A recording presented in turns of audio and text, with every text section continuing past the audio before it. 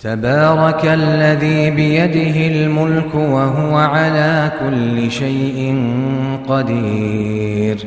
الذي خلق الموت والحياة ليبلوكم أيكم أحسن عملا وهو العزيز الغفور الذي خلق 7 سماوات طباقا ما ترى في خلق الرحمن من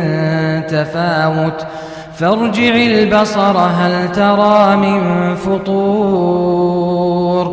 ثم ارجع البصر كرتين ينقلب إليك البصر خاسئا وهو حسير ولقد زينا السماء الدنيا بمصابيح وجعلناها رجوما للشياطين